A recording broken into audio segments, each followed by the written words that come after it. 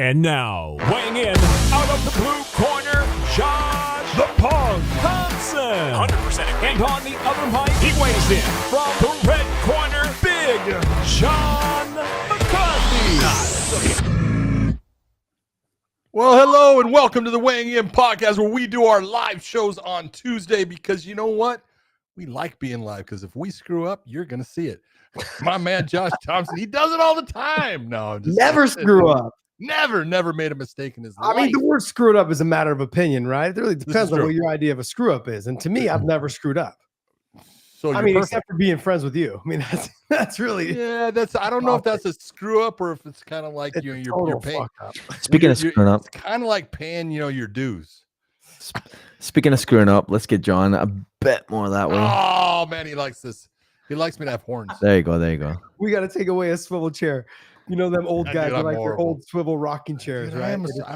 First off, I'm an old man. I need a swivel. It's the only cardio you get moving back and forth in your chair. Almost, but dude, I'm back on the diet stuff. I told you I went on that 4-day fast, didn't eat a freaking thing, and you fucked it all up on Super Bowl Sunday. No, not at all. I had a steak. That was it.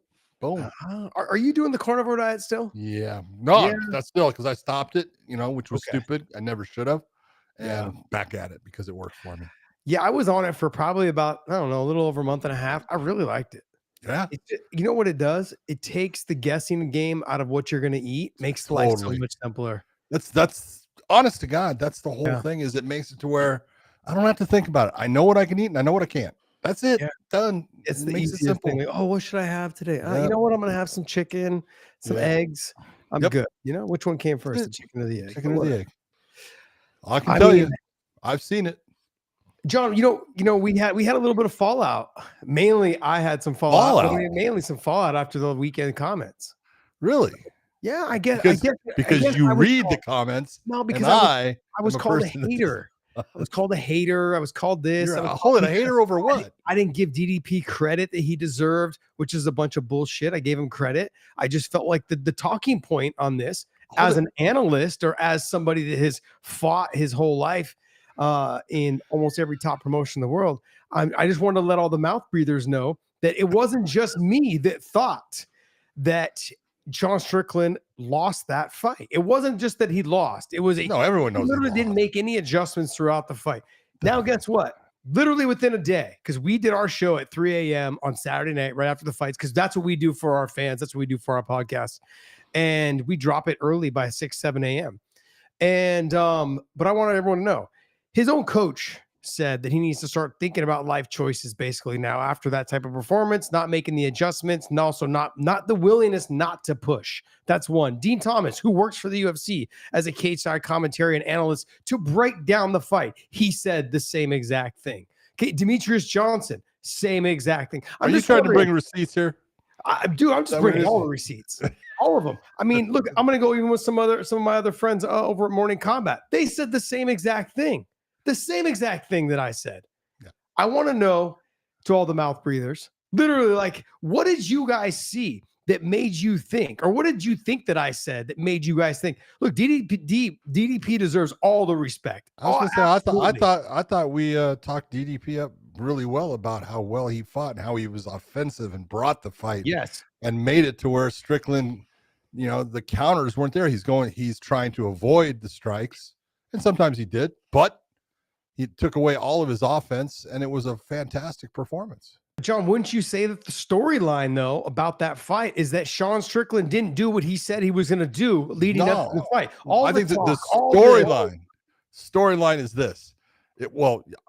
Yes, you're right, because the storyline is Sean Strickland lost that title in a way that it was close. It was close in the first fight they had. And so you could look and say, what does a losing fighter do? A losing fighter goes back and sees the mistakes that were made, corrects those mistakes, so the next time they know what to do in a given situation. That did not happen. And that's where you look and go, man, you made no adjustments. You fought the exact same fight. In fact, you fought a fight that you had to basically defend the takedown much less because DDP really only went for one, and it was the lack of a change in game plan that made you go, what the hell? We know what Sean Strickland can do, and this is taking nothing away from Sean Strickland. He is a stud. He's a tough son of a bitch. I heard people, complaining about, oh, he after his nose broke. Let me tell you something. Get hit in the fucking schnoz when it's broken. It sucks. I have had it happen. It is not a fun thing. Well, I wasn't even talking. Like, here's the thing. When the nose broke, I could understand from then on. Like, that's why I was talking about the Tatiana Suarez thing too with the knee cut. Because when I fought Benson Henderson, breaking my thumb, tearing the ligaments in it, you understand that's more so going through your mind. When you get injured, I don't care what it is. When you get injured, it is playing in your head. Oh no, because it's something that it's gone against you. It's a factor in the fight that all of a sudden your brain is now thinking about that instead of thinking about what's happening in front of you and what you need to do to get better. But the bottom line is Sean lost that fight before his nose broke. No doubt about it. And so that was my argument. Was Sean lost that fight after the second round was over. I felt like it was after the first. He made no adjustments in the second. You can look and say, I give him all the way to the second to, hey, I'm giving you the first. Okay. It was a close round. Right. If you're going to give Sean Strickland any round, that was the round to give him. Okay. But it was close. I gave it to DDP. But this after the second round, things are not going. You need to start making changes. And your coach told you, I need more output. I need to see something out of you. You got to give me more. Your coach is telling you, it just didn't happen. That was my argument that night. When we got done filming at 3 o'clock. But you were wrong. When your coaches are telling you and they can't get anything out of you. Now, look, that's been known to happen. I know it's happened to me a couple of times. It's happened like the coaches couldn't get something out of me. And I've cornered guys, Gray Maynard, Clay Guida. I cornered Gray Maynard during that fight. I could not get him to listen for shit in that fight. I was so. He was a frustrated fighter though. And he was a frustrated fighter, but I was frustrated as well. Like I got to the point where I was like almost wanted to yell at him, and I know he doesn't react well to yelling, that kind of thing. But man, I had to get into his face and be like, "Hey, man, you're winning this fight, but you're gonna lose it if you just keep acting stupid. Just keep doing what you're doing, trug away, and just get in there." But anyways, I'm glad that I'm being basically vindicated. Vindicated. There you go. Over here. DJ said the same thing. Dean Thomas said the same thing. Eric Nixick is pleading with his fighter going, hey, you're going to have to make some life choices, some changes, either a little bit to the way you fight. That's one. Two is you're just going to have to make some adjustments and be willing to take my advice. Sean got to this point because of Eric Nixick and, of course, because he's a stud. But the bottom line is you've got to learn to make these adjustments. People now are starting to figure out how to fight you, put really funky pressure on you, don't let you come forward, and be a little bit unorthodox. Don't fight the same way. Don't let you dictate the pace of the fight, make you fight going backwards, and make you fight on your back foot. Okay? I don't have to make you move backwards. I just got to make you fight on your back foot. And that makes a huge difference on a lot of fighters. I'm surprised more fighters don't try to do that with other fighters that they fight. But it's the adjustments. You feel it out there. It's different when you're out there. Yeah. It just felt good to hear Morning Combat say it. It felt good to hear Eric Nixick say it. It felt good to hear Demetrius Johnson say it. It felt good to hear Dean Thomas say it. And they don't know what they're talking about either. They don't know shit. It just felt good because I was like, man, did I like skip over something? Because you said the one thing about Eric Nixick, and I saw, Eric, basically came out, I think it was in the Ariel Helwani show, saying, look, he's got to make some choices. You got to tell me, are you here to make money? Or are you here to go after fucking titles? And the first thing I saw was people fucking shooting down on Eric Nixick. I can, you should say that to your fighter, not on a fucking media thing. If you think that Eric Nixick didn't already say that to Sean Strickland exactly in a much more forthright way than he did on Ariel, you have no idea what goes on between a trainer and a fighter. It's crazy.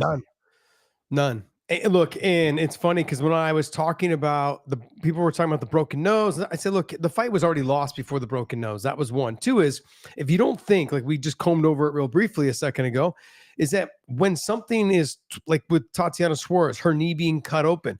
Yeah. Look, I would agree. She was losing that fight before the knee cut as well. But the thing is, though, it changes the way that you can really fight, though, John. That happened in the end of round one. Second round. But I'm saying, though, that changes. That was early enough, but it still changed kind of Change the course of the fight. Because look, let's be honest. She is more of a one-dimensional fighter. She's not a great stand-up fighter. Weili is a stud on the feet, very fast with her hands, very mobile, good lateral movement, can mix it up with the punching and the kicks. She obviously has a lot of power. Tatiana Suarez felt that power. But when you realize that, like, I can't drop down, hit the double leg, hit a single leg, all those things, it changes the way you put pressure on that knee. Now, does it suck? Yeah, but what it is it's not even so much that the cut is bothering you. It's the mentality that you're having to, the mental fortitude you got to push through to get through that next round. And it just feels like, woe is me. It took me forever to get to this title shot. My knee's cut. I'm taking shots. I can't get the ground. Tell me this, because you've been in this situation, and I'll definitely in the Tony Ferguson fight. A lot of fighters, when they see blood, it freaks them. When it's not their opponents and it's theirs, it freaks them out. It's like, oh my God, I'm bleeding. And it's like, instead of just saying, dude, it's colored sweat, don't worry about it. You're going to be fine. You're going to live through this. It's not a big thing. Just keep on going. It is a factor in a lot of people's minds when it happens to them. It's like, they feel like I'm losing based upon just that color. Yeah. For me, that never affected me at all. I'm not saying it did, but yeah. I grew up like fighting in the streets. That's how I became a fighter. So like blood all the time didn't matter. I got cut by bottles when I was a kid. I got cut by knives when I was a kid. Like literally fighting in the streets, being stupid. But it's like that shit never bothered me. Never bothered me whatsoever. Yeah. What did bother me in the Tony Ferguson fight was the fogginess. I never had blood in my eyes so much that it was just like a red fog. Yeah, I never had that. I've had blood in my eyes. You wipe it away, and it kind of comes back and wipe it away. But it was like a haze. I had like a halo of red. It's like gummy. Yeah, and I just couldn't. Yeah. I couldn't literally, like, it just looked like all I could see was his head, like in the circle of a halo. When you look at the sun and you see the halo around the sun, that's kind of what it felt like I was looking at. It was just all red haze, like in that halo. Yeah, Taylor Good Podcast Dave is like, what the fuck? Podcast Dave is getting ill now. Yeah, just giving people an idea. Like, there's a lot that goes through a fighter's mind. Look, you guys come to this channel for real in-depth knowledge about like my personal experiences, John's personal experiences, being inside the cage with them. If you're not here for that, then I don't know what else to tell you. Like, the fight breakdowns really come naturally to us. It's pretty easy. Now, maybe some of the takes you don't agree with, I can understand that. I get it. It's okay. But if you're gonna sit on your couch, you're gonna sit at your dining room table and talk smack. But just know that, like, I don't try to talk about a lot of my fights, but I try to compare them to situations that I've been in, just so you guys understand. I know what I'm talking about. So it's not just that, but like, it'd be like me trying, like, that's what's great about, I think, our relationship in this podcast is that if I don't fucking know about fight rules, I have to ask you. Like, and that the thing that I think it takes for a lot for fighters to do it humbly and be like, hey, like, I don't know. Like, I was at Fury Fights last weekend, watching the fights here in Dallas. John, the fighters got into a mix. The kid on the bottom ended up putting his toes inside the cage, spun himself, and then grabbed the cage to also spin himself. The ref stood them up, took the point, and then put them back down. Is that the way it's supposed to be done? Fucking A. Okay, just wanted to know. Well, and this is the part since you brought this up, yeah, I want to clarify this because I hear this all the time from referees. You can't do something in that situation where you're basically penalizing them twice. It's double jeopardy. Okay. And that's the dumbest fucking thing. Is this a court of law? Okay. This is not a court of law. And this is the whole point of this is, who was it that fouled? Who created the foul? The person on the bottom created the foul. Now, normally we'll say if the person on the top creates a foul, that's going to make it to where it's a stand-up position. You're going to lose your advantage of being in the top position, because we'll always say it's an advantage, and you're going to lose that advantage, and we're going to put it back into a standing position to make it to where now the fight can continue. We're going to take away what is your advantage. So you see it all the time with referees, is they'll sit there and they'll take a point from that person who was on the bottom, fouls, grabs the cage, whatever, turns in, and says, well, I took a point, so I can't put him back down. Excuse me. Where does it in your freaking mind make sense that someone can use a foul to benefit themselves and get them out of a bad position? Does the person who was on top that the foul was committed against, can he choose? Because the ref basically gave the fighter that was on top, he gave him an option. Do you want it on the feet or you want it back down? You can always give that fighter that's in the top position. If you want it standing, I'll make it standing. Otherwise, we're going to go back to where it was. Okay. Because you as the official is knowing, look, you're the one with the advantage here. This is what we call an advantage. But for you personally, maybe you don't want to be here.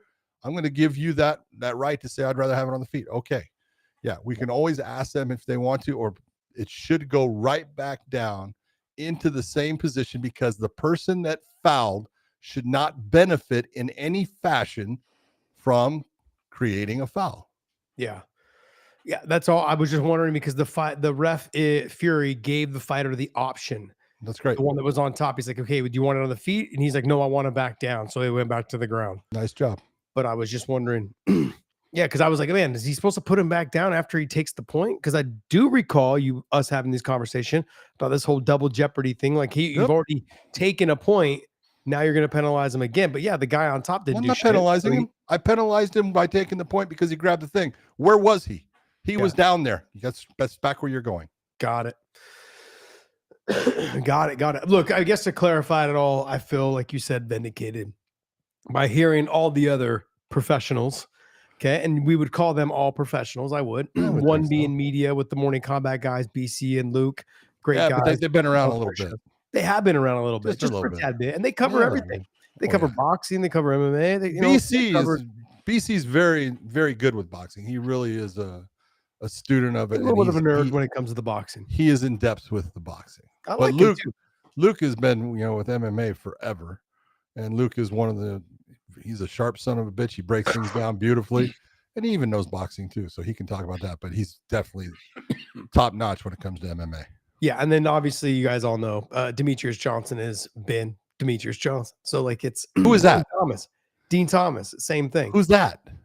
And I felt, you know what? Here's another thing. Dean Thomas, I feel a little bit more vindicated too, because he even came out and said that BJ Penn deserves to be right there at the top in terms of the best lightweights ever in the world. Because obviously he lost to BJ early, but he's talking about the BJ Penn of the Kenny Florian, the Sean Shirk, the Joe Daddy Stevenson. That BJ Penn, I felt like was just more wise, but also just felt like he found his stride in training during those 3 fights. And it was remarkable to watch him compete at there. But I had trained with him when he was younger. When BJ fought Dean, I did that fight. That was back at UFC 35. Mm-hmm. Okay.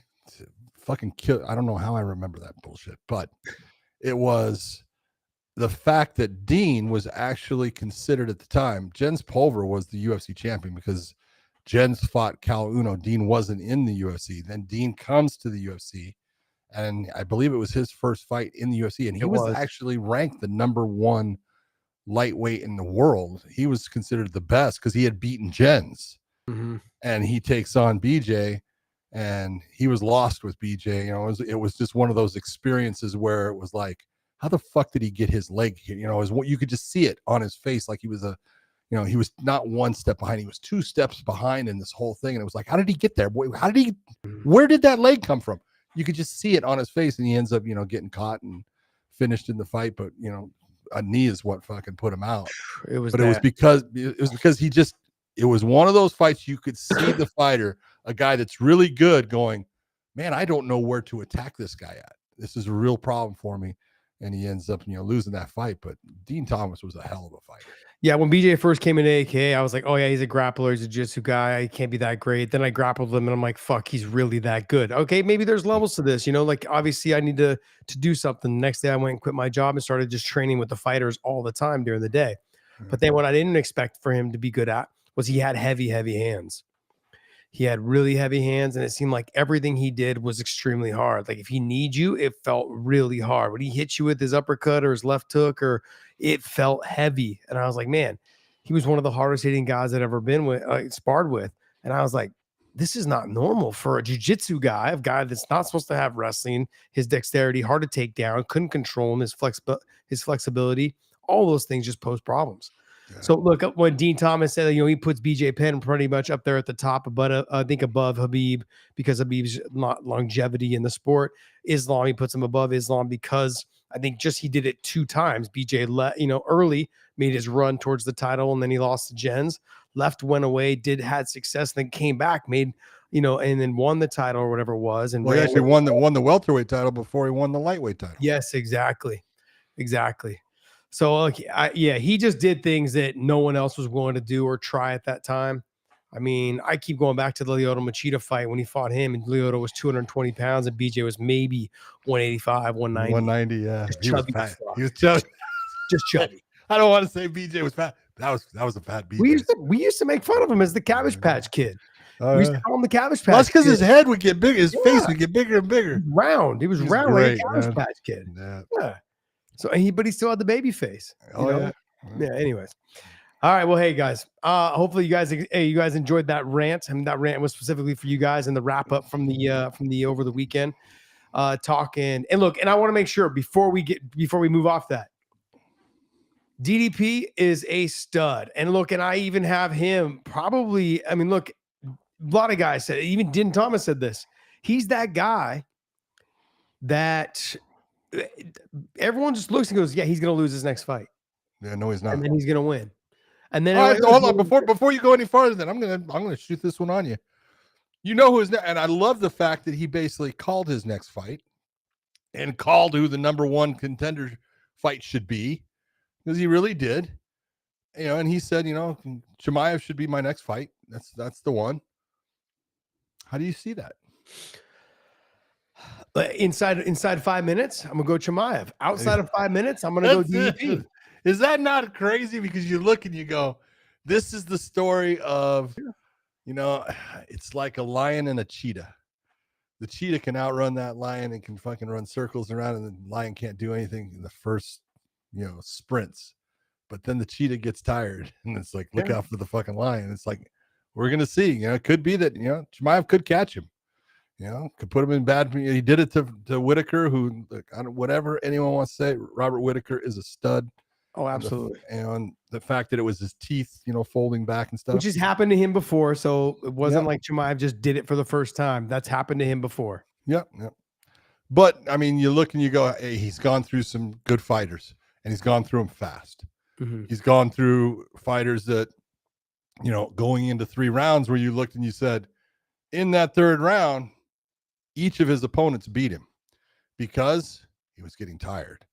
And so in a championship fight, because I've seen him in 5-round fights, but he was only in the 2nd round when the fight ended. So it didn't matter. I've never seen him go into the 4th round of a fight. Mm-hmm. Is that going to be the difference maker? And it could be, because look, everyone's got their kryptonite.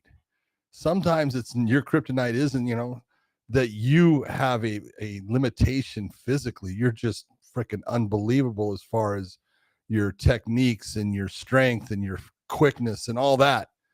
But if you're fast and all that, you're usually going to have a hard time with cardio, because you're burning, energy faster, because you're a fast twitch muscle fiber type athlete compared to the person that, can sustain. And it'll be interesting to find out. That's going to be just an incredible matchup. Yeah, I had to make adjustments in my career, early in my career, before the UFC, kind of right when I got to the UFC, I had to make adjustments in the way that I fought. As I used to fight of 100 miles an hour. Didn't care what happened. If you go back to my street event fight, that was 100 miles an hour. The adrenaline got to me. I know the fight ended in 2.5 minutes. I was going to say, it wasn't a long but I'm saying, had that fight, John, I was jumping into his guard, pulling myself out. Dude, you were jumping all around. What are you talking about? Jumping all around. And that's the thing is, those kind of fights, doesn't matter how great a conditioning you're in, you cannot maintain that pace. You just can't do it. Not a fighter around can do it. I'm going to give you some leeway. That was your first fight in the UFC. Yeah. The emotions and the adrenaline had to be fucking shooting out of you. So it's like, yeah, but there was a lot going into that too, about how he was supposed to submit me. He was Eddie Bravo's brown belt. He had beat my teammate in a grappling match recently, like right before that, probably like a month or 2 before that. I trained with Rich Crunkleton. Yeah, so what?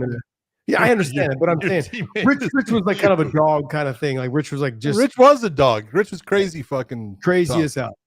Yeah, I get it. But no, it just was that moment of like, yeah, there was a lot going on. I was like, this fucking guy's not gonna fucking beat me. You know what I mean? But fighting 100 miles an hour, putting that pace, that's not sustainable for anyone. I don't care if it's Chimaev. I don't care if it's Merab. Merab, if you even take a look at guys like Merab, they take step backs, they bounce around, they talk trash, they put their hands up and play to the crowd. That's their recovery time. Maybe it doesn't seem like a lot, but fighters use that time. 5 seconds of time can do a whole lot for you. Yeah, because look, fighters, when they're training, like conditioning wise, I would train my body to try to recover within a 15-second period. So like I would work my way down into the beginning of my camp. It'd be a 1.5 to 2 minute long recovery between my sprints, you know, my full lap sprints or my 220 sprints or my 100-yard sprints, whatever it was. I'd give myself, you know, a minute, minute 20, minute 30 recovery. And then I'd try to, as the fight got closer, within the week before the fight, I would get my recoveries down to 15 seconds to 25 seconds, depending on what I was running. So you want to be able to recover within that period. So if I turn to the crowd and do this like Merab does, and then I point at him and I do all this interaction with the fighter, you know, and then I wrestle for a second, I come back out and make space. All those little moments and breaks and lapses in fighting, that's recovery. And it doesn't seem like it, because I know most mouth breathers are sitting on the couch and they are exhausted walking to the fridge. But the bottom line is, for a fighter who's in tip-top shape, like a Merab, he can recover within that 10-second period. He can feel really good about his next spurt, his next go. I think Chimaev is one of those guys that he just hasn't quite. He's so good at dominating fighters. Like, I get on top of you, I crush you, I submit you, I smash you. But there's going to be guys that can withstand that. We've seen it a couple of times with the Gilbert Burns fight and so forth. You see it. Can he continue to do it? That's the question. That's going to be the biggest question, is can he continue to do it? Because he gets into those later rounds. We've seen the DDP is very durable. He's got a gas tank on him. I got criticized a little bit for saying that, you know, is he cutting too much weight? I only said that because there are more lapses. Just a question. In a bigger body frame, taking a step back. He does take more steps back. Big 185er. He's a big 185er, but he also, too, if you ever watch him, he takes step backs and he takes deep breaths. Mm-hmm. Do you remember how Forrest Griffin used to do that? Oh, yeah. Forrest Griffin, because he cut a ton of weight. Forrest made a sound when he would do it. Remember? Yep. Forrest has trained AK several times. He was almost like he was trying to blow the air out. So he was the breath. He's trying to get all the dead air in his lungs out. Yep. You know, and he made a big sound with it and stuff. Yeah. And it was just a routine. I mean, like watching him spar several times, and it worked for him. You know, but he was another guy who cut a ton of weight. That's why he didn't like to travel for his fights. He walked around at 235. Easily. 30 pounds. Yeah, easily. I remember him saying one time when he came out to AK, he was about 240. Yeah. I was like, Jesus, man. Just a big boy. Just a big boy. It's a big frame. Yep. Big barrel-chested son of a gun, but super sweet guy. Love the guy. Hey, Dave, go ahead and we're going to move on, guys. I'm done with the rant. I want to thank you guys so much. Wait, there was Dave does not believe that you are done with the rant. Dave, I'm done with the rant. See how I build the rant time in now, though? See how I build in the rant. Nice job, Dave. Dave's always looking out for me. Yeah, exactly. Dave's always looking out for me. Someone's got to take care of you in your old age. Hey, we've got a couple super chats. You want to go ahead and read those off? Sure. Before they get lost in the mix? Yeah. Your best friend, BFF, Shez Akhmedov. Shout out to me, Podcast Dave is my name. Oh, he says Podcast Dave is his name. Okay. Mm-hmm. Okay. You can take Podcast Dave if you want. Look at that, man. You're being copied now, Dave. I know. You know. What is that? Imitated, never replicated. Yeah. Oh, there it is. Replicated. Appreciate you teasing Josh for me. Best friends. Okay. You're only replicating this. It's okay. Yeah, right. Go ahead. Shout out to me. Podcast Dave is my name. Appreciate you teasing Josh for me. Best friends. LOL. Casual fans, most of you are not aware. Next to Big John is a former Strikeforce champion, Josh Thompson. Legendary status. Respect. I appreciate that, buddy. I appreciate you, Shiz Akhmedov. I appreciate that. Thanks for the kind words. Make sure you get them. Make sure you check all those casuals inside the comment section, because I'm not going to be reading them today. Woo! Go ahead. Let's go. You got the next one. Yeah, the shoots I'm taking a fat rip for the live show. Respect to BJ, but Khabib's dominance will never be recreated. Dude was mauling Corey Anderson in training. Absolute monster. Yeah, he's a stud, man. I mean, look, John said it best, and I never thought about it until John said it. There's never been, I think, a more dominant fighter inside the cage. I can't think of another one that's been able to dominate someone. Fighters, not just like, oh, if he came in when he first came into his career or into the UFC, he was dominating them. No, actually, that's when he was a little bit less dominating. No, he was wild. Yeah, he was wild, but he was a little bit less, seemed like a little bit less dominating early in his career versus learning what he became later on of just destruct. He was just destructive. I'm going to say, and this is no disrespect if someone's going to take it that way. You know, Khabib, when he came out of Dagestan and was became part of the UFC, he was absolutely horrible in the stand-up. His stand-up was, as you would say at the time, it was trash.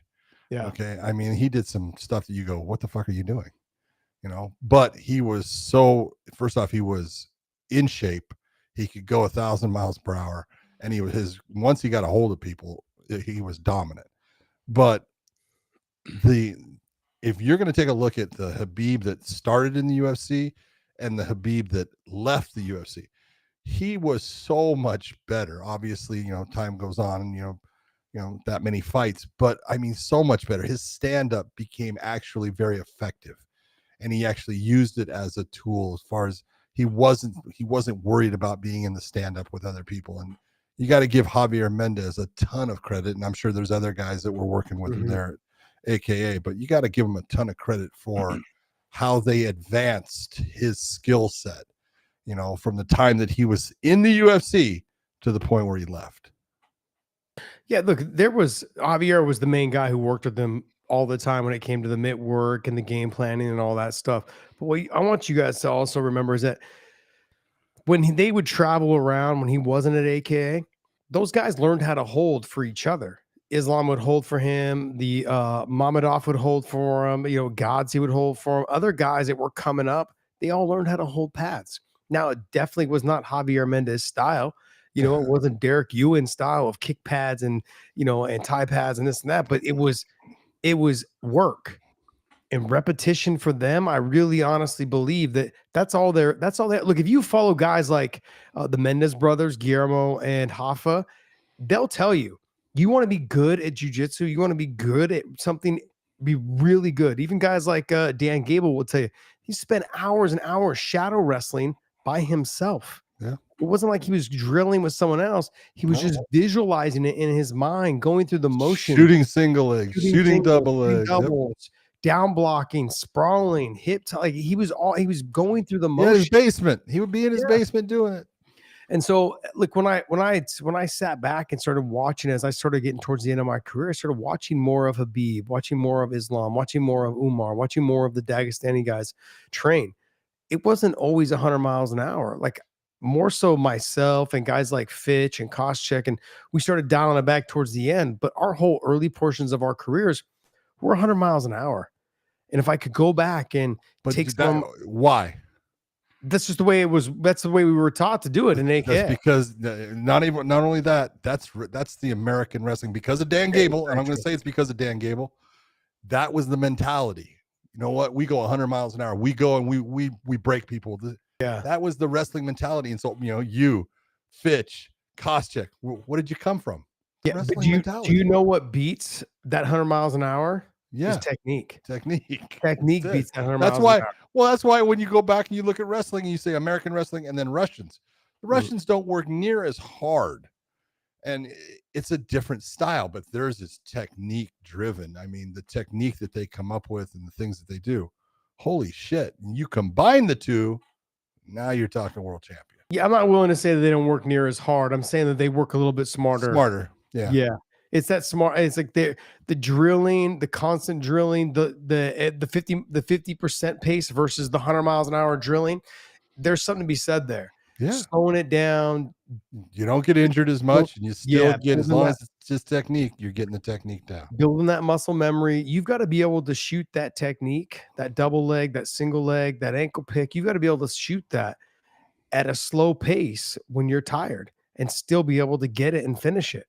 That's that. I think, look, one thing that you can take away from the Dustin Poirier and Islam, exhausted when he snatched that single and then snapped him down and spun it off to the side. The reason why he was able to do that was countless hours, 10,000 repetitions when he was exhausted. Doing it when he's exhausted, doing it on rep 10,000, like you said, doing it on rep 10,000, going, look, I've been here before, tired. It's not that difficult. Let's not force it. Let's just use technique to get it there. And that's why it worked. So, all right, there. What else you got for us, Dave? All right, let's so fallout from UFC 312, right? Part of that fallout did include discussions around Weili Zhang and Valentina Shevchenko for the Dana was asked that question. One. Yes, who was the best? I thought his answer was perfect, though. Yeah, it's another thing that they should settle it. That's a good question. We should see that fight and settle that. Yeah, right. Absolutely the right answer for the question, because you can sit there and take either one, and whoever you backed, I'm saying that no matter which one I backed, I can have points of why. Okay, and the real question here for me is, age isn't that big of a difference. I know Valentina's, I think, a year or two older, but 6 months. Less than 6 months. Okay, so was she 36? 36, but born in March, and then Weili's 35, but born in August. So I don't know what's that. September, October, November, December, January, February, March. Well, so it's over a year. It's over a year. It's born in March, 89. meaning it's coming up. She's going to be 37. Okay. I had it reversed. We're good. I had it reversed. Okay, I know. It's all right. I never want to hear about my fucking math skills ever again. Okay? Never. Never. That's Scottish math. That's a Scottish math. It's compound. It's compound math. Don't worry about it. Compound math. So, anyways, you can look and say, Valentina, if you're going to look at the last bit of her career, that's where, if I'm going to look at the last bit of her career, even though she came back and she beat Alexa Grasso and got the title back, the last part of her career is what's going to tell me that Weili Zhang is the pound for pound best fighter. If I go earlier into their careers and I look at the list of people that Valentina fought and how dominant she was in a lot of it, and then even in the losses, like to Amanda Nunes, she's going up against somebody in a weight class of 135 that really wasn't hers. She should have been at 125, and putting on performances that people say she won. So she is, absolutely a phenomenal fighter, phenomenal champion. At this point, I would have to say that Weili Zhang, and I'm going to take a look and say that I do believe that overall Weili Zhang's weight class has better competition right now than Valentina's. I'm not putting, Valentina down in any fashion as far as, Alexa Grasso is a tough competitor against her, but there hasn't been anybody else that has been. And you take a look at all of the people that were in the strawweight division, and the one that's gotten over on Weili Zhang is Rose Namajunas. Rose got the 2 wins against her. But you take a look at Weili and the fight she had against, both of them against Joanna. The first one being absolutely incredible, the second one being a phenomenal spinning back fist knockout. It's just the people that she has been competing against recently seems to be, in my opinion, what puts her over into that position that she's number one. I'm going to follow the Dana White format. I'm going to say, look, let's just have fun. That's a coward's way out. Come on. Well, the reason being is because I look at Weili's a lot smaller. She is smaller, no doubt about it. She's shorter in stature. Sure, she's probably going to be a little bit faster. She'll be able to bounce in and out. She's also probably a little stronger. Ooh, I don't know about that. I do. I really do. I don't know about that, Joe. After watching Weili Zhang pick up Francis Ngannou, walk around with him, I was like, stronger. She picked up Shaq. Oh, dude, I believe it. They had a video of her picking up Shaq. Oh, my God. It wasn't like she carried him around, but she scooped him up. And he carried. Shaq looked at the fucking camera like, this little. You got to be shitting me. She picked me up. What the hell? But I do think the way to solve it is to have them fight. I just think there's just different styles. It is. It's really who's in that fight there's so many things, so many elements that could take over. And I'm going to say, I thought the Weili looked great on the ground against Tatiana. I thought she has improved remarkably as far as her ability to scramble and come out into the top position and understand where that point is, keeping her head high at times instead of putting her head down to try to understanding head high is going to get me where I need to be. Let me keep my head high, and boom, and she's in the top position. You go, beautifully done. And all these things. Now, Valentina has lived off of being a very good kickboxer, and then her grappling has become, outstanding. It's one of those, it's just whose night's it going to be? They're both fantastic. It doesn't really matter, but if you're going to say Valentina can't go down to 115, so it has to be at 125 pounds. How does Weili compete at 125 instead of 115? I mean, there's an argument to be made that she could just stay where she's at because the UFC said, like, if she goes up, she needs to stay there. Stay at? Yep. That's what the UFC said. That's crazy. UFC said if Weili goes up and she, I understand if they say if you win, you got to stay there. Yeah, I guess if she loses, what would be the point of staying there unless it was a close fight? Exactly. Yeah, I guess. But Dana, I guess that's what Weili said. Is that Dana said if I go up, I have to stay. I think that's honestly only if she wins. Okay. What else you got for us, Dave? Did you guys take a pick in the fight? I'm they're just John, they're so different. Weili's gonna be faster coming in and out. She's gonna be able to hit her with some good shots. The thing is I look at how Rose was able to kind of beat Weili, and I know she's a different fighter since they fought, but both those times it was the long range kickboxing that did the job. And the head kick, just the being able to use her length.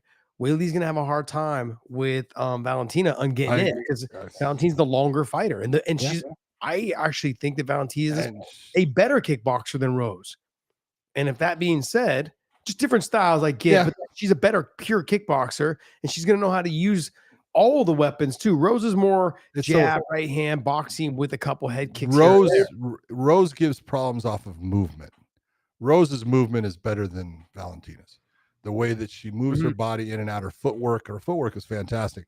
Valentina is a linear fighter. She's standing right in front of you, and she doesn't laterally move very much. Yeah. And she comes in this linear fashion, straightforward, and throws beautiful, shots, good combinations, nice teep kicks, everything.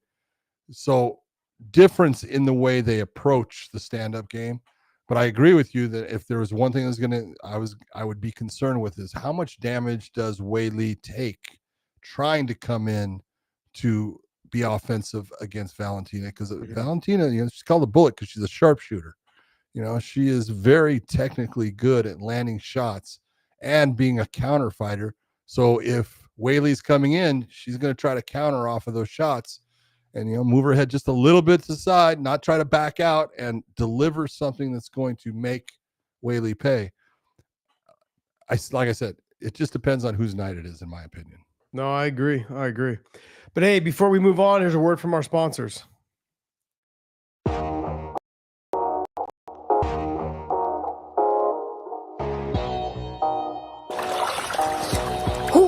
I got some good news, ladies and gentlemen. Our podcast, Weighing In, was the first podcast to ever partner with OnlyFans, bringing you guys the best content we possibly can in the combat sports industry. We are making some leeway on bringing sports to the OnlyFans platform, where top-tier, world-class athletes can connect with their fans. We're talking about combat sports athletes like Demetrius Mighty Mouse Johnson, Chris Cyborg, Luke Rockhold, AJ McKee. You've also got pro surfers like Billy Kemper.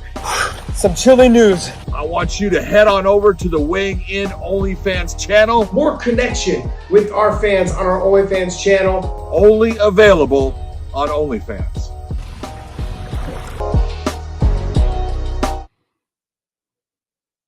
We are back. There we go. Dave's like pointing at the camera. We're back. All right, guys. I do that just to frustrate the shit out of him. Make sure you guys subscribe to us over there at OnlyFans. Want to thank you guys so much for continuing to support us over there. John and I do a live show over there once a month at least. And we'll be doing some auctions. I think we're going to try to do this whole auction thing. You've got some things to give away, memorabilia and stuff. So make sure you guys subscribe. I was just in the damn Connex box looking at that crap today saying, man, that's a lot of shit that I got to get rid of. But hey, we're gonna move on to the Ultimate Fight Night, UFC Fight Night. So let's go ahead and move into that. Jared Cannonier versus Gregory Rodrigues. John, we've got to talk about this fight, man. This is gonna be a fun fight. I think it's gonna be a fun fight. This is a good fight. The real question is what Gregory Rodrigues decides to fight. Is it the stand-up Gregory Rodrigues, or is it the guy that's going to actually try to take the fight to the ground and use all those jiu-jitsu skills? Look, he's a fantastic jiu-jitsu practitioner. He's got great submissions. If there's one thing, we know that Jared Cannonier can wrestle, but he doesn't like being on the ground. He doesn't like being in any position where someone's on top of him. That's not where he is doing well in the fight. So Jared Cannonier wants to keep it on the feet. That's where he's strong. That's where he's going to be effective. That's his best chance of winning. He still has a good chin. Now, Rodrigues got good power in his hands, but Cannonier, in all honesty, is probably the guy that's more comfortable on his feet overall than Rodrigues. And I think that Rodrigues has the bigger, set of tools as far as different ways of getting a win in this fight. It's a good matchup. These guys are very close. And the real question, when you look at what's Gregory Rodrigues' age, I know that the Cannonier is somewhere, at the 40 mark. Isn't Rodrigues somewhere around 31? Gregory Rodrigues is 32. Yeah, 32. See, 32 years old. That could be the difference right there when you're looking at it. And when you're looking at Jared Cannonier, he's just in remarkable condition. This is a guy that was fighting at heavyweight. And I refereed his first fight in the UFC. It was at heavyweight. He's 40 years of age now, and I know he's got a birthday coming, so he's almost 41. And he is, a great guy. I love him. Love to watch him compete. He fights his ass off. He fights out of the MMA lab in Arizona with John Crouch. They do a great job with him, but he's in that position now that you're looking at him. He's coming off of 2 losses. He has the loss to Nasruddin Imavov, and then the last one was to Kybor Hollow. And so he's in that position of, I can't lose this, and sometimes that puts a little bit of, that pressure tightens people up and they don't perform the way that they're capable of. Hopefully he's just going to go out there and say, you know what, I got to let things fly. And if he does that, he's got a good chance of putting one on Greg. Yeah, it's hard to mount a comeback after 2 losses in a row and then being 40 years old, understanding that, look, if I have 1, maybe 2 more, the UFC is probably going to start looking to part ways or cut my pay down to where I'll for less. Yeah. Look, I look at Gregory Rodrigues, 32 years old. He looks like he's fucking 60. But I mean, he's somebody that that's horrible, man. Physically, I can't believe good. Physically, he's a fucking monster. He's built like a monster, but so is Cannonier. Yeah, that's true. John, I mean, like Cannonier doesn't look any more than I would say any older than say like 36, 35. No. He doesn't, he's built like a Greek god. Look at this guy too, Gregory Rodrigues, fucking RoboCop. Yep. He's chiseled out of fucking Robo shit. Yeah. Robo shit. Whatever that is. That Robo shit is called granite. Yeah, John, look, I think this is Gregory Rodrigues has more ways of winning this fight, but I agree with you. How does he plan on getting this thing done? Gregory Rodrigues obviously is the favorite in this fight. Bet US with the betting odds has him at -220, which, look, I think to me, that's a little too steep for me over Jared Cannonier, who I think is a +180. I'm not going to take that bet. But what I am going to do is I'm going to run me over to the prop bets because you brought up a good point. Does Gregory Rodrigues use his grappling? Because he's a phenomenal grappler. He's got decent wrestling. It's not shitty wrestling. It's not bad. It's not world class. It's not NC2A national champ level, but it's enough, I think, to get Cannonier down. And if he gets him down, I think he's got a good chance of getting that submission. So I'm going to run to the prop bets on this one versus trying to take the fight straight up. And I think if I take the prop bets, I can take the TKO, KO, whatever, DQ for +150. That seems like a safe bet to me, but I could also take the submission. If I went by submission, Gregory Rodrigues to win at a +550.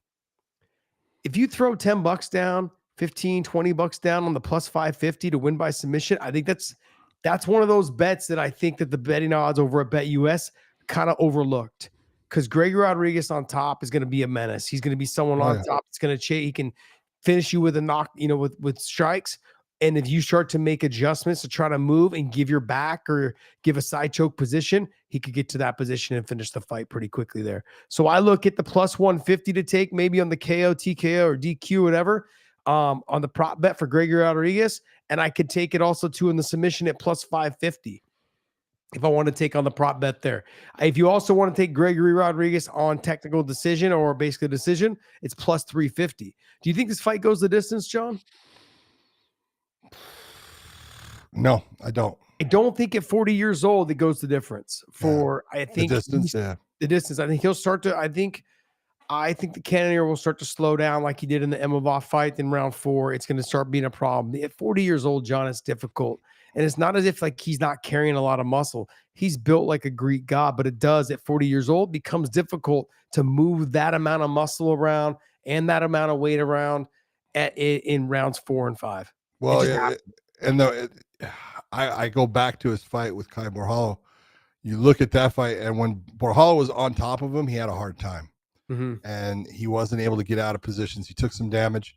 And I know from talking with people that train with Gregory Rodrigues, his pressure in the top position is fantastic, they say, which tells you, well, that means that Jared's going to have some problems if it ends up where Gregory is on top of him. He's not going to get out of those positions. And I will tell you, in my personal opinion, Rodrigues is a much better submission attacker than Kai Borhalo. He's better on the ground. Yeah. And so I just look at it and I just look at it and this is, you look and you say, can Jared Cannonier win this fight? Yeah, he can win the fight and he'll win it by knockout. And he's got to win it by, I think, before round 3. I would say, yeah, exactly. Between, if he's going to win, I would think it would be somewhere in the 2nd to 3rd round. And it would be, by TKO or knockout. That's his way of winning. If the fight goes beyond that, you're looking at Gregory Rodrigues really starting to take over what's happening. And this is what happens, at 41 years of age, Josh. The UFC is paying you. And I can just name off the fighters that have been in this position where, they look and they go, okay, we're paying you a lot of money. We basically are looking you're close to the end. You're not going to be making a title run. And so I need to use the ability of your name and the fact that we've marketed you well and people know who you are. And I've got to use you to start to build this next fighter and show that this guy can really fight. And this is the position you see fighters in. Yeah, because I'm looking at the odds over at Bet US. If you pick Cannonier to win by KO or TKO, it's a plus 285. And if I was to take it, I'd probably take it in rounds 1 or 2. I think if Cannonier gets it done, he's got to get it done in round 1 or early in round 2. Because I think the speed will start to go a little bit. I think Gregory start to fill him out a little bit or figure him out. And the pop will go. The pop will definitely go. Yeah. The power will still be there. Yeah, but I just think the speed of it getting there is going to be difficult. Rodrigues is hittable as he's been proven to be hittable early in the fight. That's where I think Cannonier needs to get this done. If you're leaning towards Cannonier, I would lean to him winning by KO or TKO in the first 2 rounds. And I'd feel comfortable putting that money down on that bet. That's what I would feel if I was leaning towards Cannonier. That's up to you guys. But hey, use YouTube 150 as the promo code to get 150% bonus on your first deposit, 125% bonus on your next 2 deposits at Bet US. So, John, let's go ahead and move into the co-main event. Oh, we got Calvin Kattar taking on Youssef Zalal. Man, this is I'm just gonna say this is the same thing I was just talking about. Yeah, you can sit there and say what you want. Calvin Kattar is not an old fighter, but Zalal is a young fighter. And Zalal is a guy who is in the UFC, got booted out of the UFC, and now is on a 3-fight win streak after coming back. Those fights were against Billy Q. I think Jared it was Jared Aarons. I'm not sure. But Jack Shore, I know, was the last one. And Jack Shore is a tough mother. That's a guy that you're looking at that is, just doesn't give up. And there was a beautiful submission in that, and Zalal has really, he's just shown that, what, man, he has made that jump in his skill set and levels to where he's just damn good and tough. And he's tough because he's athletic. He's fast. He's got power in his hands. He can actually go to the ground now and not be in trouble, because before he was in trouble.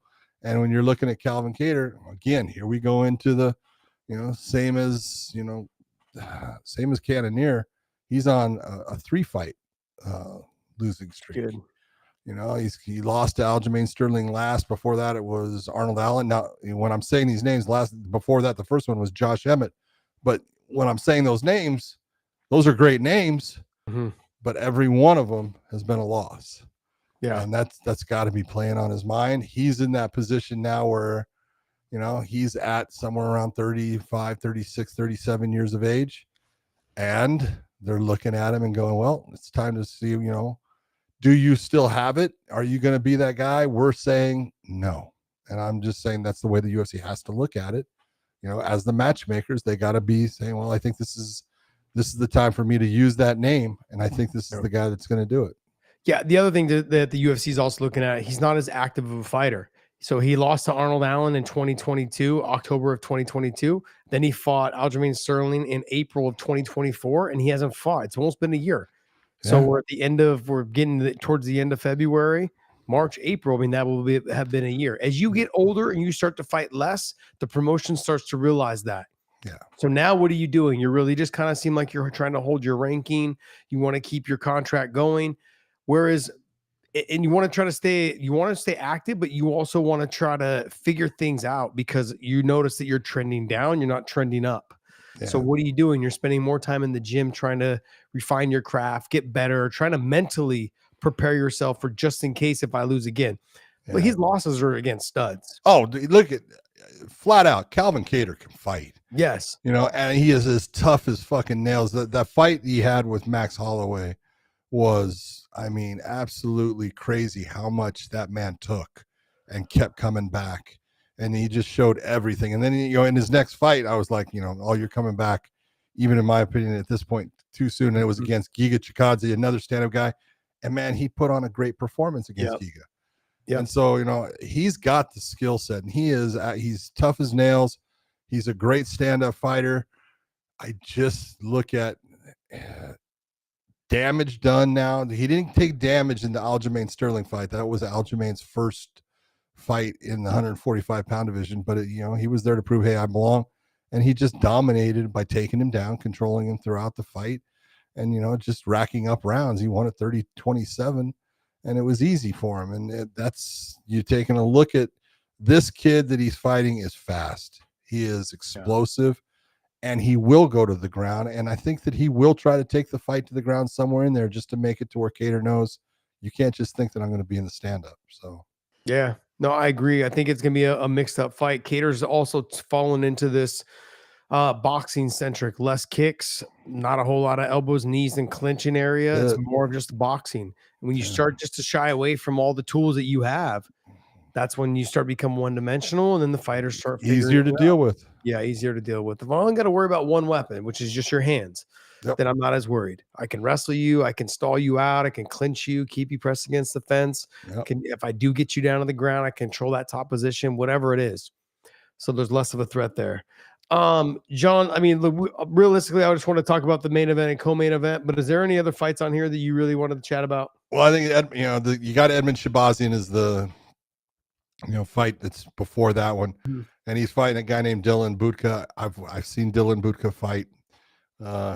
Super strong, super impressive physique and stuff. He's built like a brick shit house.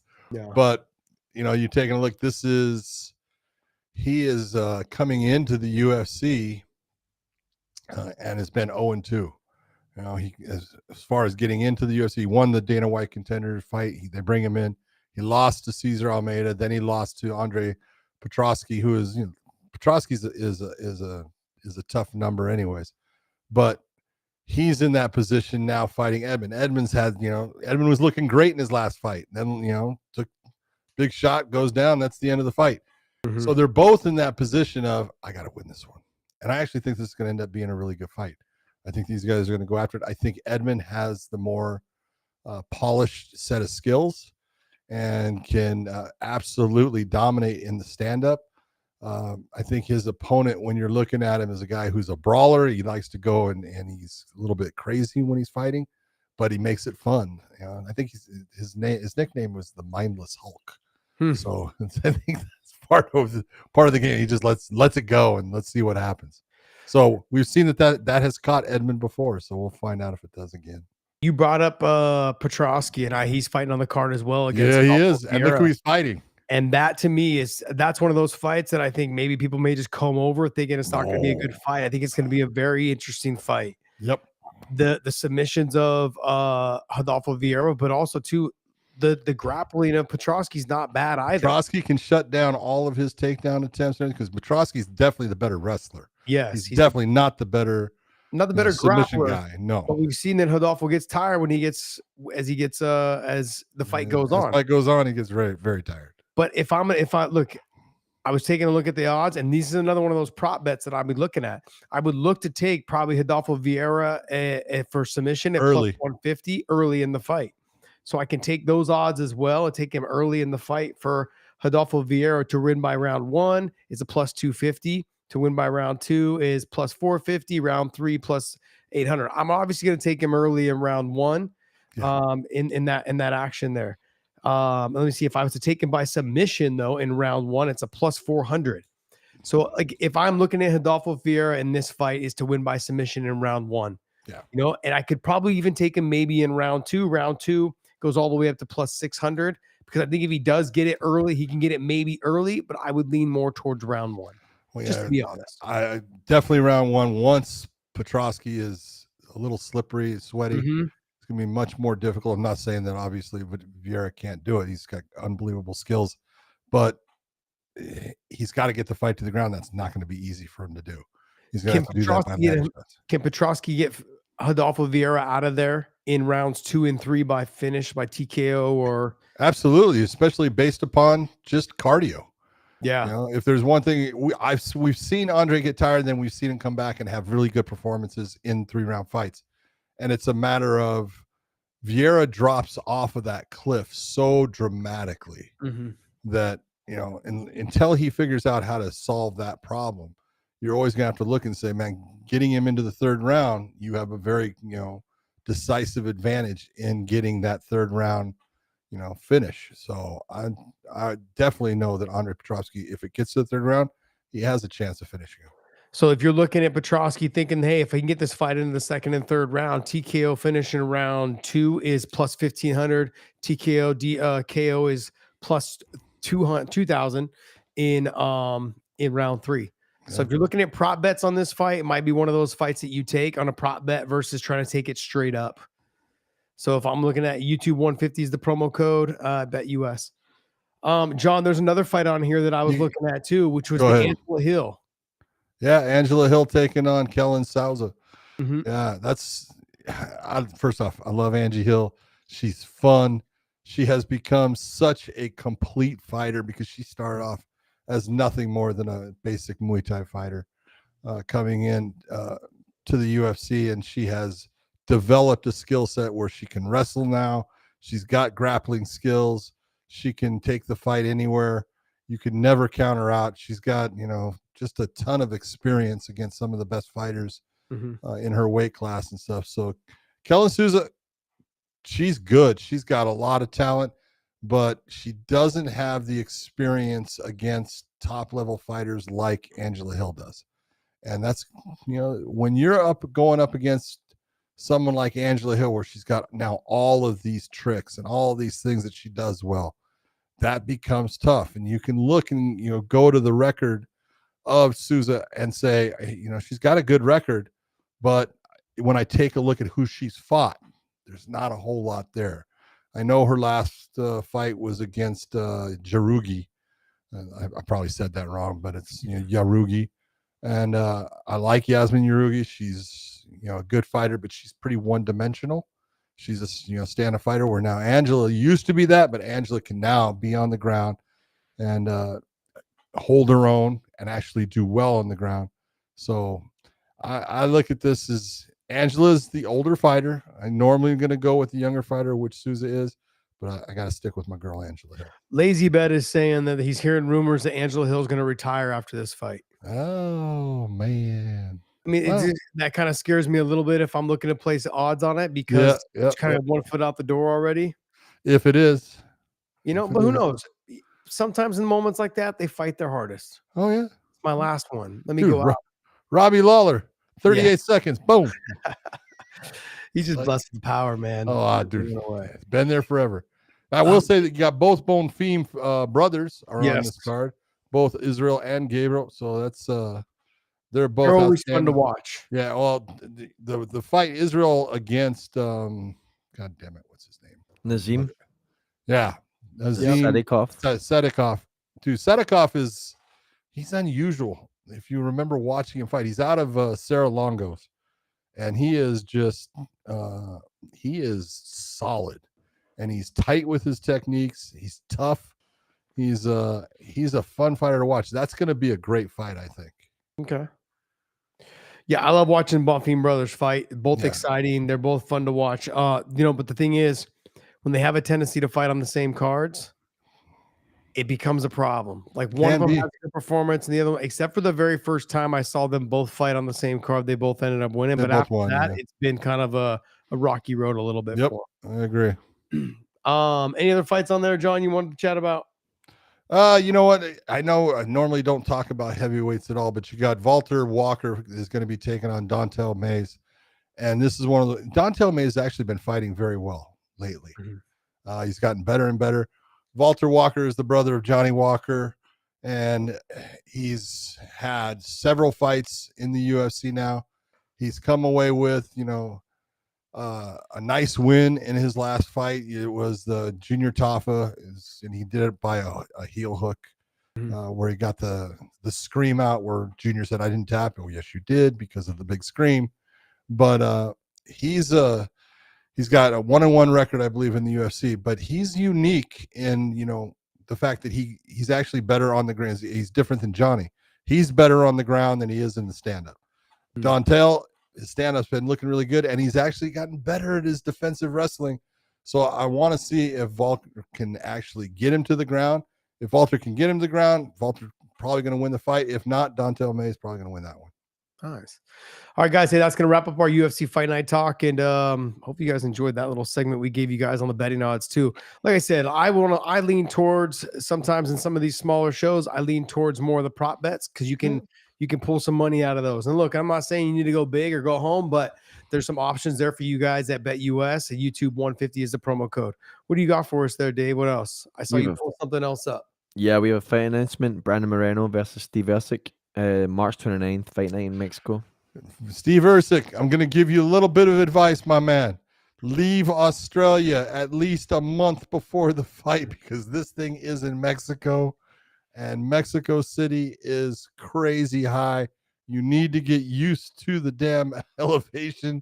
I'm not telling you anything about the fight at all, other than if Steve Erceg does not go there and get acclimated to it, his lungs are going to pinch, and he's going to feel like there is no air in Mexico City. And if you've only been there for a week to two, there isn't. So Brandon Moreno's used to it. Yeah. Does Brandon Moreno live in No, most of the time he's quite a bit? Yeah, most of the time he's traveling. He's here in the States. Got it. Yeah. He's out of Arizona, correct? He trains in Arizona, or is he at Jackson? No. Moreno's here in Dallas, Texas. No, he's in DFW. exactly. He's with Saud. Yeah. I just saw Safe Saud the other day. Is it safe? Safe? Yeah, Safe Saud. Yeah. I just saw Great him guy. at 3 fights. He was out there. I saw Kyle Crutchmer there. Saw Nikki Picheny there. I saw those guys all there. Yeah, they were there cornering some of the Fortis guys. Yeah, it was good to catch up with them. What else? Look, I think it's gonna be a better fight than people realize. It really comes down to, like you said, John, getting out there early, getting acclimated to the altitude. His approach, I think his ability to stop Brandon Moreno's takedowns will be good. It's the speed of Brandon's kind of wingy shots, but Erceg's more of the technician on the feet. But what you can't mimic though for Erceg is the amount of top world-class talent he's been inside the cage with. That Brandon Moreno's been in there, 5-round fights, short fights, flash knockouts, winning, losing. He's been through it all. There's nothing that Erceg's going to show him inside that cage that he needs to be concerned about. So when you walk into that cage with that type of confidence, it can work. It normally works for you, but it could also work against you. I don't see that happening with Brandon Moreno and Erceg also too. A little bit of a slump right now. Yeah, a little bit. But I'll see how he bounces back. As you said, look, technically he's good. His biggest problem is, first off, Brandon Moreno is just a fucking dog. Mm-hmm. Yeah, there's no quit in him. He will be after you, and you've got to stop him. You got to have gas to stop him. Steve Erceg, get up to Mexico a month before time. You know what? You said the biggest problem is Brandon Moreno is a dog, and this I agree with you on that. It's not even so much the biggest problem. What happened with Erceg is it's very unfortunate, but yet was deserving, but it's still unfortunate. He exploded onto the scene with first couple good fights that catapulted him into top world class and then getting the title shot and all that, and it just didn't go his way. There's only one, but see, that's the problem. This is what people don't realize.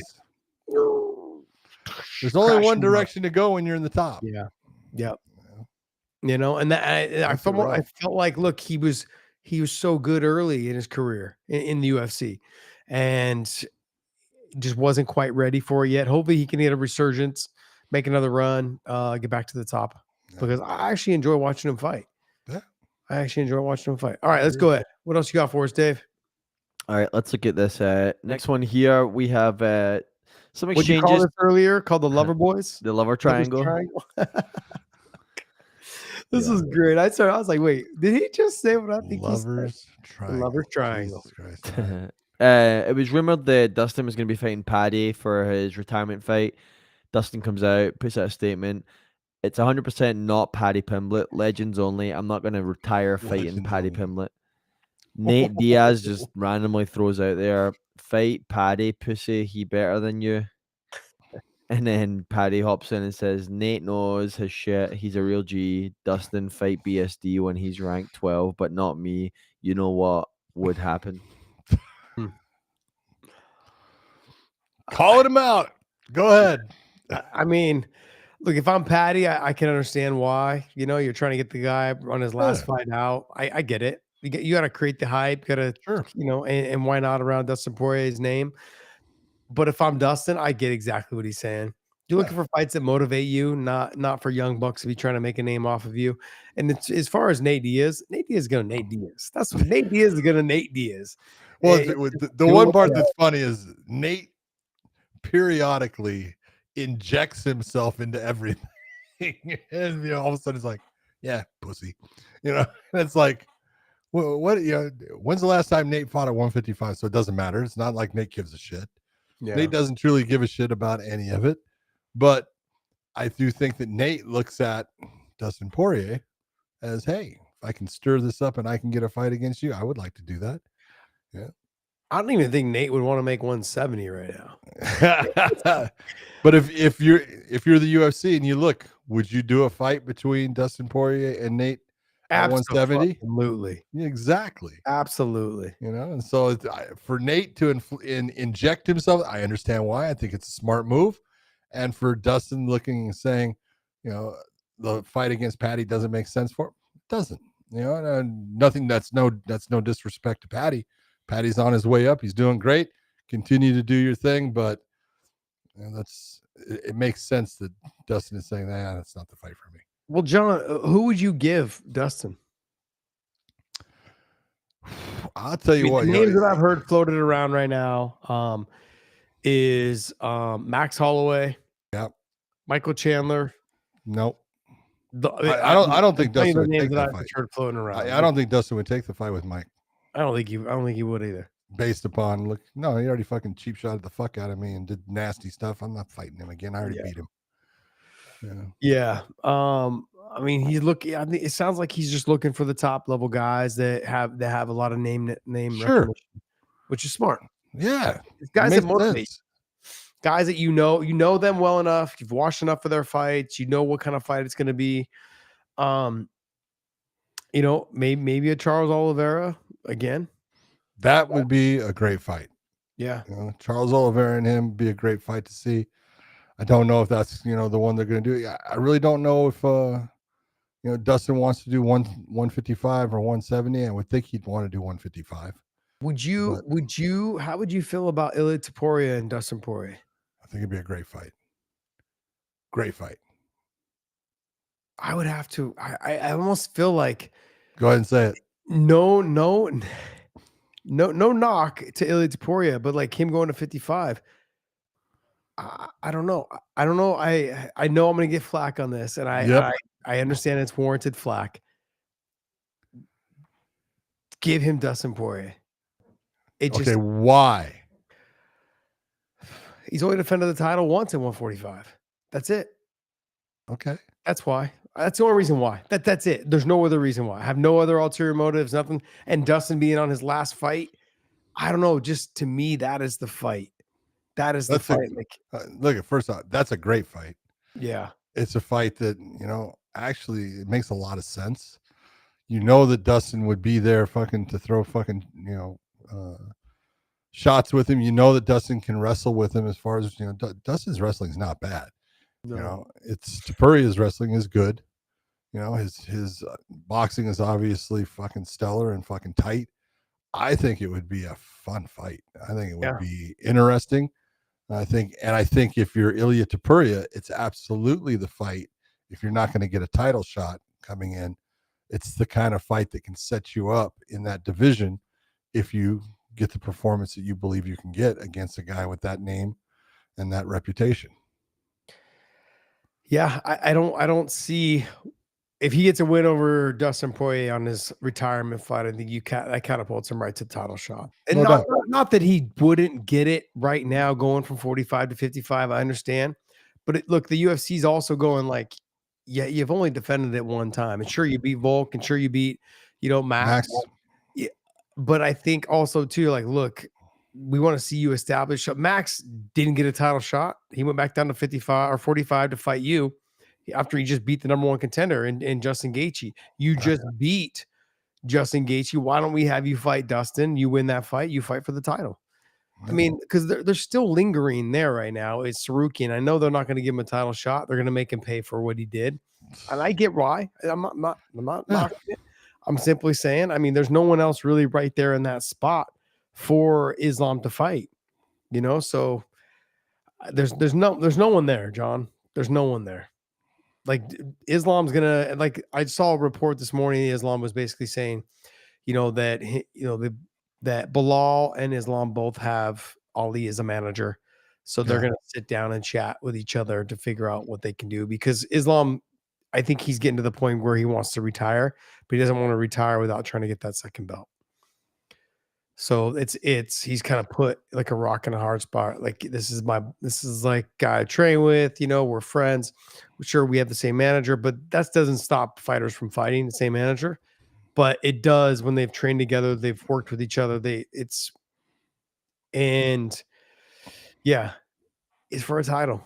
I've always felt the same way when it comes to for a title. I fought my own mama for a title.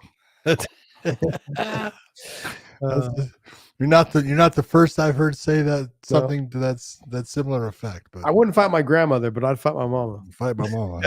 I don't like her that much, anyways. Yeah. All right, what else you got for us, Dave?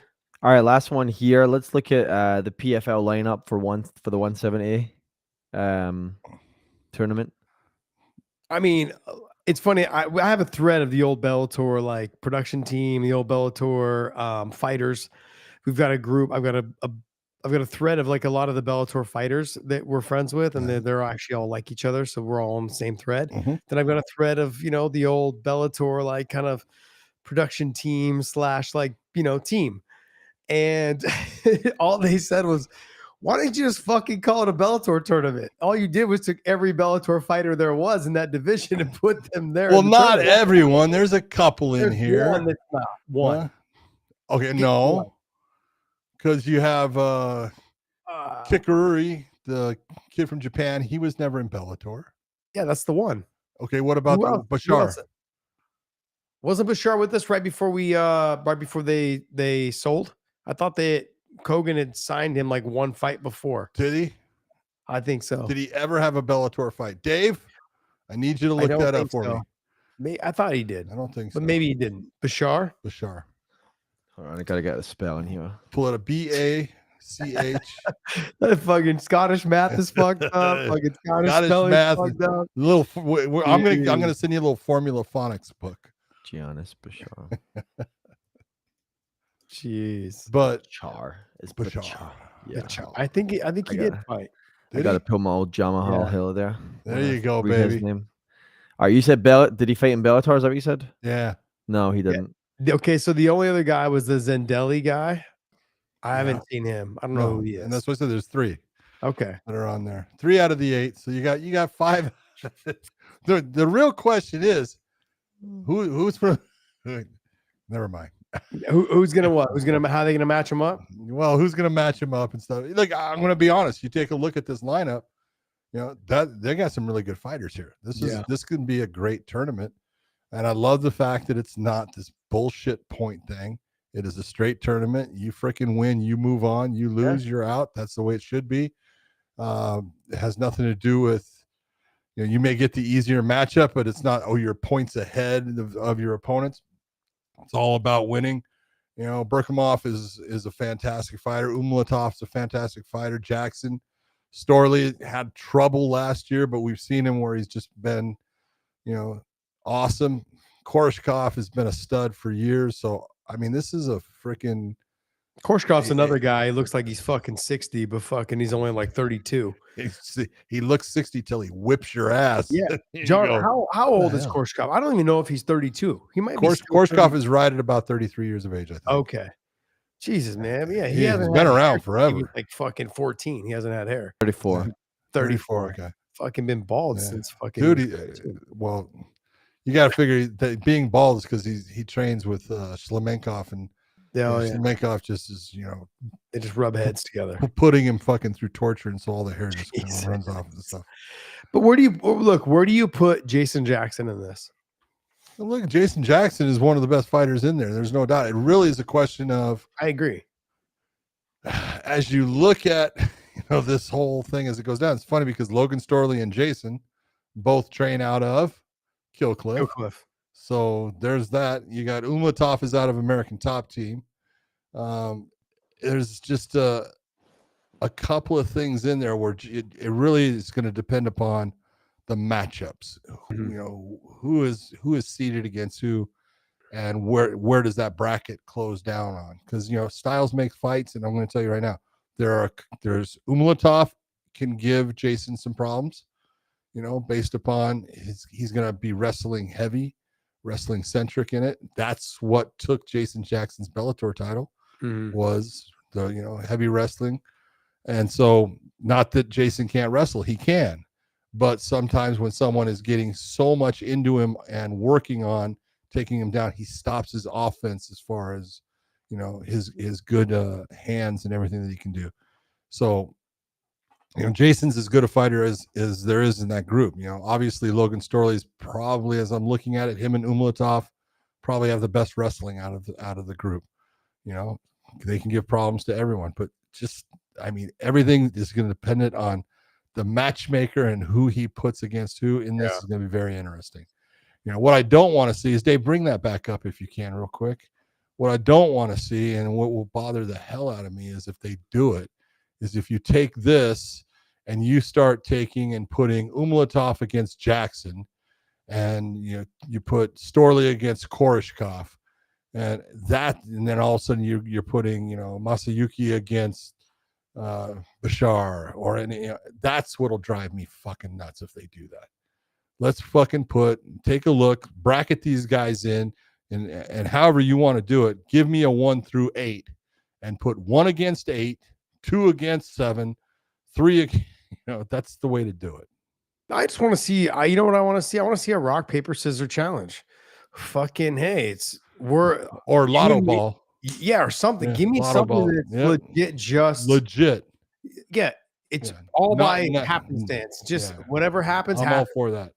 I'm looking for that. Like, I want to take human out of it. Just the human equation out of the take it completely out of it, because I don't think you should be involved. Let's just go ahead. They're all respective, world class fighters. They're all very good in their own right. Or you want to make something of it, just like you saw before. How about if you take these guys, 8 of them, bring them into a special PFL freaking broadcast, do a lotto number, give them all a thing, give them a lotto number. The first person that goes and gets to pick can pick either the date that they fight or the person that they fight, and let them pick it off. Boom, boom, boom, boom. They get to go off of those just by lotteries. That shows no one's involved in it, and it's the fighters making the decisions. I like that. Yeah, that'd be good. That'd be good as well. There's just so many ways that they can do this and make it as easy as possible. It doesn't have to be done on national television. They can do it on, but wouldn't on YouTube. But wouldn't you think it? Yeah, YouTube's fine. Wouldn't you think it would make the PFL look good if they're allowing the fighters to make the decisions on what's going to happen? Yeah, fuck trying to make themselves look good. They have a lot of work cut out for them, John. That's one step. That's one step towards doing it. That's fan friendly. You know, I had basically said, I go, look, shouldn't they have just called this the Bellator lightweight or the Bellator welterweight tournament? No, they're PFL fighters. And somebody goes, that's asking a lot for a company that thrives off of confusion. This is. But look, I honestly believe this is going to be a great tournament. It is. If you've got some great fighters in there. Yeah, there's a lot of great fighters in here. You know, Umatov, Berkamov, Jackson, Korshkov. I can't say much. I know Logan is a fantastic wrestler. How he's going to do against the other guys that can wrestle, it's going to be good. But I don't know about the other three guys. You got to say 2024 was not Logan's year. No. Does he pop back? Does he come back and put on a year at 2025 that just puts that one to shame? That's what you're looking for. Yeah, that's what you are. You've seen guys do that. But I'm being honest. If the PFL can take and with their other weight classes in this tournament, put on, you know, a field of fighters like this in every weight class, they're doing something good. Yeah, they're making it interesting. Well, they've got. Look, we've said this. They had the talent. I don't know how much talent's leaving them. I know Aaron Pico's gone. Yeah, Aaron's gone. You know, Patchy asked for his release. There's other fighters that are asking for their release. You know, there's Johnny Eblin's now asking for his release. Yeah, it'll be a matter of time. Like, look, these guys want to look. If I'm Johnny Eblin and I'm Patchy Mix, there's a reason why I'm asking for my release. You don't have to make weight class. Yeah, so what am I doing here? And I'm in my prime time. I'm in my prime of my life. I'm in phenomenal shape.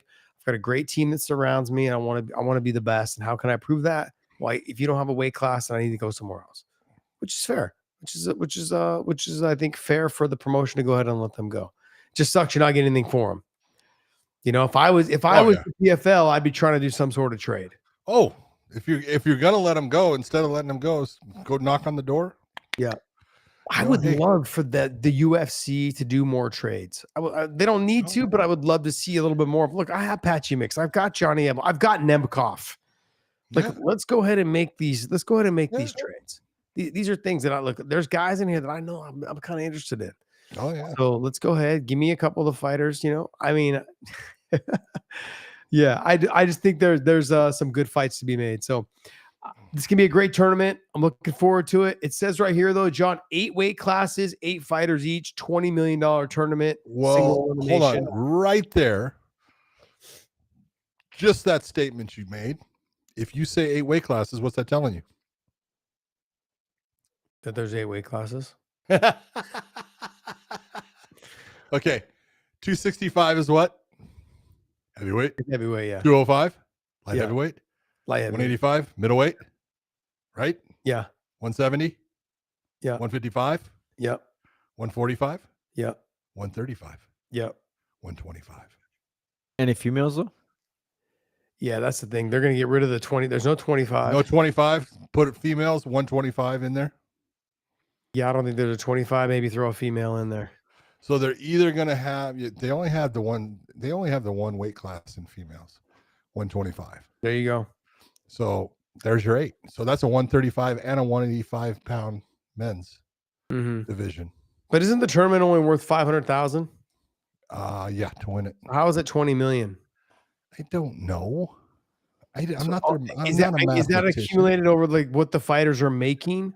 I'm guessing 500,000 at the very end. I'm guessing, yeah, because look at the 500,000 at the end. I want to make this clear because a lot of people establish this whole thing about the $1 million at the end with PFL, but that was if you made, we'll say $50,000 a fight, and you're in the lightweight division, you're making $50,000 a fight. So you make 50, you win, you make 50 again, you win, you make 50 again, you win the entire thing. They take, if it was 4 fights, let's say it was 4 fights you had to win. 4 fights, that's $200,000. You get $800,000 for winning the thing. That's your $1 million. It combines with your purse. This 500,000 does not. Yeah. Your purse is what it is, and there is a definite $500,000 at the end. So I look and say, it's basically the same. It is basically the same. I think it ends up being better. I think, well, it depends on which fighter you are. If you're a guy that's coming from the nowherevilles and no one knows you, and you really come up and you shine and you do well and you win it, you probably would have made more with the $1 million. Jason Jackson just restructured his contract right before his loss. Okay. Then he restructured. He got paid pretty significantly. I don't think he took a pay cut. Okay. Well, so tournament. So if you're Jason Jackson, you're making pretty good money. You're making good money. You would make more money in this tournament than in the previous tournament. That's Absolutely. a good thing. That's Absolutely. a good thing. Yeah, I'm looking forward to seeing this tournament. I'm interested to see what other fighters, what other tournaments, what other fighters they have in the other weight classes for those tournaments. I'm looking to see if they have an 85 and if they have a 35. That's really what I'm looking for. Well, at least from what you're saying, when you say 8 weight classes, it's telling me those 2 weight classes are now part of the PFL. Yeah. It'd be smart on their end. I'm going to put I have no idea. Yeah. No one from the PFL talks to me, so I don't know if they talk to you. John, they don't have me on speed dial, buddy. They don't have me either. All right, guys. Hey, that's going to wrap up our talk. But before we go, I want you guys to remember, head over to BetUS. Use YouTube 150 as the promo code. Also, follow us and subscribe to us over at OnlyFans. I want to thank you guys so much. And also, drink LMNT, the best hydration drink in the business. 1,000 milligrams of sodium, 200 milligrams of potassium, 60 milligrams of magnesium. And the magnesium is what helps me sleep. So I drink a half a can before bed. I'm telling you guys, it'll change your life. It works good also too, like about a half, I'd say a little bit more than a half of a can after a workout. Helps me recover, makes me feel good. Dave, go to WayneAndMerch.com. Dave, go to WayneAndMerch.com. Pick up some of Dave, you need to go. Dave. I'm gonna go right now. Hey guys, I want to thank you guys so much for continuing to support us in our show. And hey, if you guys want to support us, support our sponsors, and pick up some of our apparel there too. Take a picture of yourself wearing it, post it on your social media, tag us in it so we can share it and show everybody that is #and still the best podcast, combat sports podcast in the business is the Weighing In Podcast. John, take us away. For everyone out there, I hope you enjoyed. We will see you again after the fights on Saturday. We will do our show and bring you all of what occurred between Mr. Jared Cannonier and the man who's trying to take him out.